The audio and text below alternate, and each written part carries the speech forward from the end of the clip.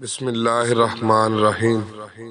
شریعت، طریقت، حقیقت اور معرفت۔ اس ویڈیو میں ہم ان چار چیزوں کی تفصیل اور تعریف اور ترجمے پہ بات کریں گے۔ قرآن و سنت کے ظاہری احکام کو شریعت کہا جاتا ہے اور طریقت ان کے باطن کا نام ہے۔ مثال کے طور پر طہارت شرعی یہ ہے کہ بدن کو پاک کر لیا جائے، لیکن طریقت کی طہارت یہ ہے کہ دل کو تمام برائیوں سے پاک کیا جائے۔ شریعت کے احکام پر عمل کرنے سے جو اثرات ذہن اور قلب پر مکمل طور پر چھا جائیں اور یقین کی دولت حاصل ہو جائے تو اسے حقیقت کہا جاتا ہے۔ معرفت سے مراد ہے اللہ تعالیٰ کی پہچان۔ اس کا دوسرا نام ہے عرفان۔ جب صوفی پر حقائق کھلتے ہیں تو وہ حق الیقین کی منزل پر پہنچ جاتا ہے۔ یہی عرفان ہے اور یہی معرفت ہے۔ حضرت خواجہ نظام الدین اولیاء فرماتے ہیں کہ جب سالک سے کوئی غلطی ہو جاتی ہے تو معرفت سے حقیقت کی منزل پر آ جاتا ہے۔ جب حقیقت کی منزل پر اس سے غلطی ہوتی ہے وہ طریقت کی منزل پر آ جاتا ہے۔ جب طریقت کی منزل پر اس سے غلطی ہوتی ہے تو شریعت کی منزل پر آ جاتا ہے۔ اس لیے شریعت کی پابندی ضروری ہے۔ امام عبدالوہاب شیرانی فرماتے ہیں تصوف کیا ہے؟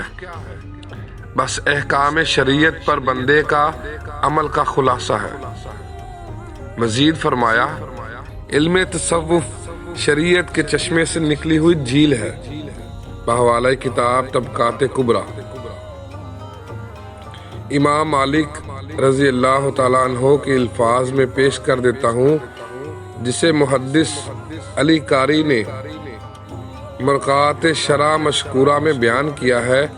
وہ فرماتے ہیں جس نے علم فقہ حاصل کیا اور تصوف کو نظر انداز کر دیا وہ فاسق ہوا، اور جس نے تصوف کو اپنا لیا مگر فقہ کو چھوڑ دیا وہ زندیق ہوا، اور جس نے شریعت و تصوف دونوں کو جمع کیا اس نے حق کو پا لیا۔ معرفت کے معنی حضرت داتا گنج بخش رحمۃ اللہ علیہ فرماتے ہیں معرفت الہی دل کی زندگی ہے اور حق تعالیٰ سے اعراض اس کی موت ہے،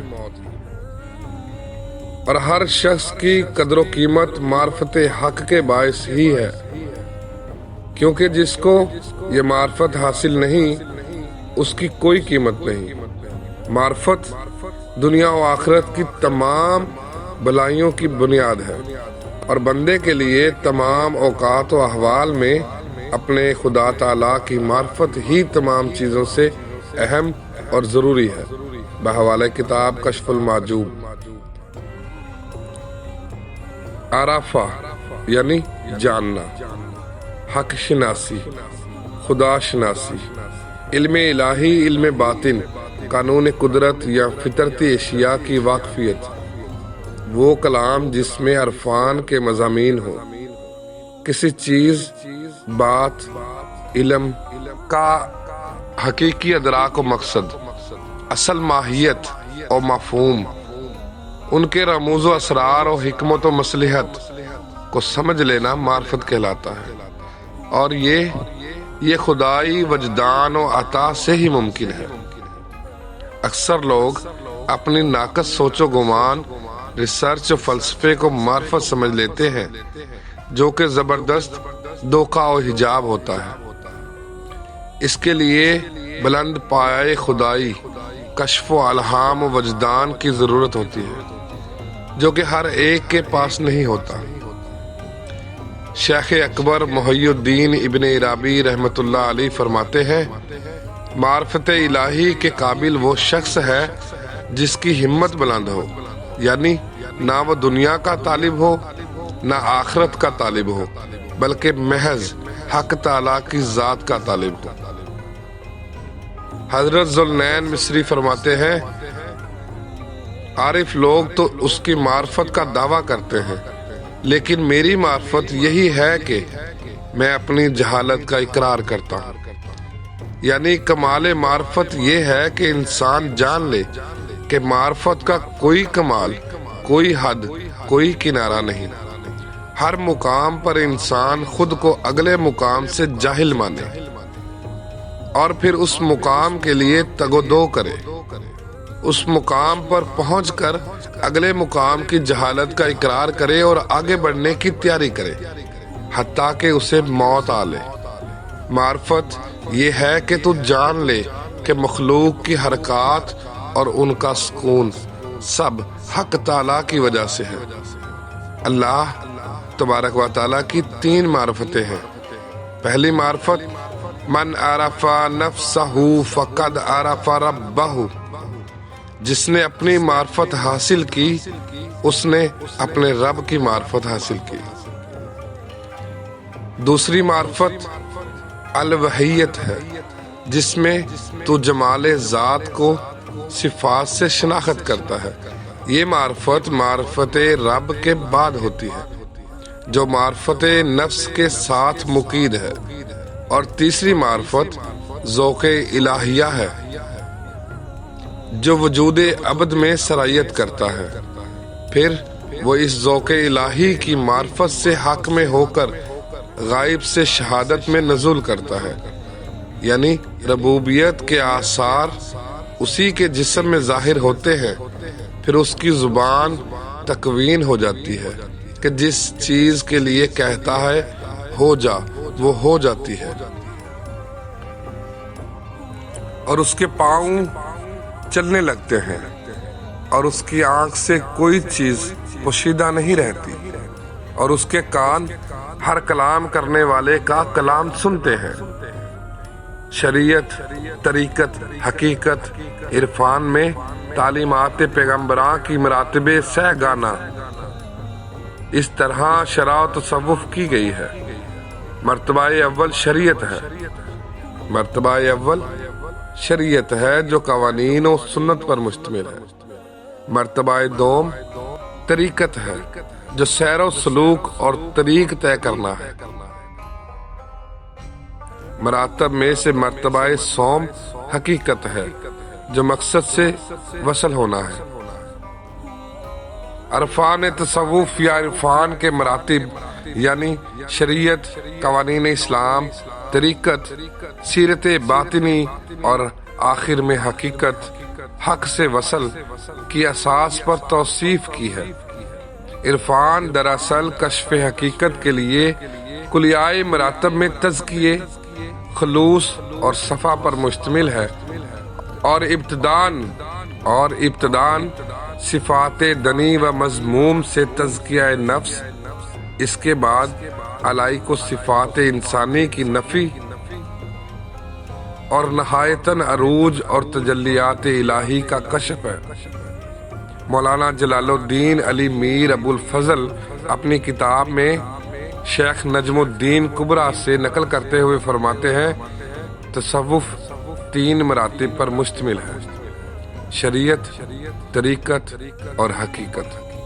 فرمایا شریعت کشتی کی طرح ہے، طریقت سمندر کی مانند، اور حقیقت موتی کی مثل۔ پس جو بھی موتی کا خواہش مند ہو کشتی پر سوار ہو کے سمندر میں سفر کرتا ہے اور موتی تک پہنچ جاتا ہے۔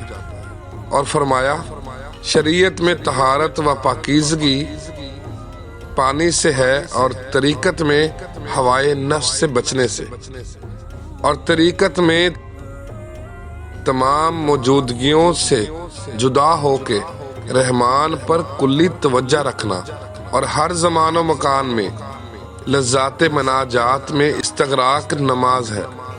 شریعت اور حقیقت کے معنی میں کہا جا چکا ہے کہ شریعت بندگی حق ہے اور حقیقت مشاہدہ حق۔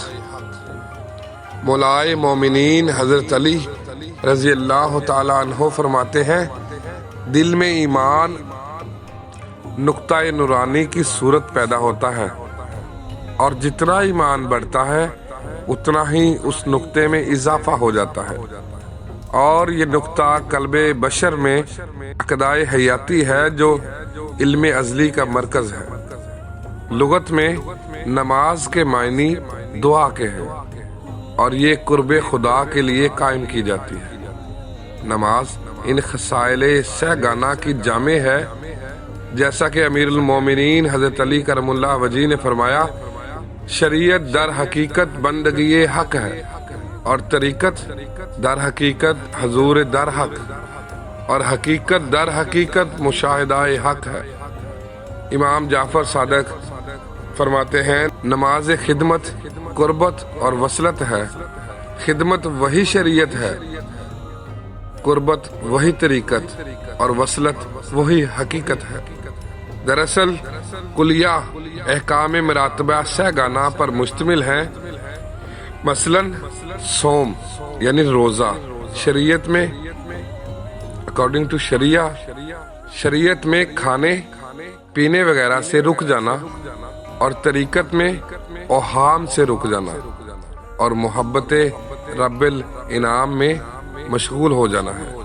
اور شریعت میں حج زیارت بیت اللہ ہے، طریقت میں زیارت تجلیات اللہ تعالی، اور حقیقت میں فنا فی اللہ ہونا ہے۔ حج وہی زیارت بیت اللہ ہے، اور مردان خدا کا حج زیارت صاحب خانہ ہے۔ رضوان اللہ علیہم اجمعین جس وقت سالک ان تمام چیزوں کا خیال رکھتا ہے جس کا ذکر ہو چکا، تو اپنی شرح صدر تک پہنچ کے عبادات و طاعات میں زبان و جوارح ملکات نفسانیہ کے انوار سے تقویت پاتے ہیں، اس قول الہی کے مصداق ٹھہرتے ہیں۔ اللہ حامی و مددگار ہے ان لوگوں کا جو ایمان لاتے ہیں، نکالتا ہے ان کو تاریکیوں سے روشنی کی طرف، اور اس کے حکم اخلاص سے، حکمت کے چشمے انسان کے قلب سے اس کی زبان پر جاری ہوتے ہیں، اور وہ ان چیزوں کو دیکھتا ہے جو کسی آنکھ نے نہ دیکھی ہو، اور نہ کسی کان نے سنی ہو، اور نہ کسی انسان کے دل پر ان کا گزر ہوا ہو۔ وہ تجلیات صفات کو عین عیاں کے ساتھ دیکھتا ہے۔ جب خداوند کسی بندے کا خیر چاہتا ہے، اس کے چشم دل کو وا کر دیتا ہے، یعنی کہ دل کو کھول دیتا ہے، اور سلوک میں اس کے امر کو جذبے تک پہنچاتا ہے، اور نسیم رحمت کو اس سے ملحق کر دیتا ہے، اور کرامات ذاتی سے اس کی مدد کرتا ہے۔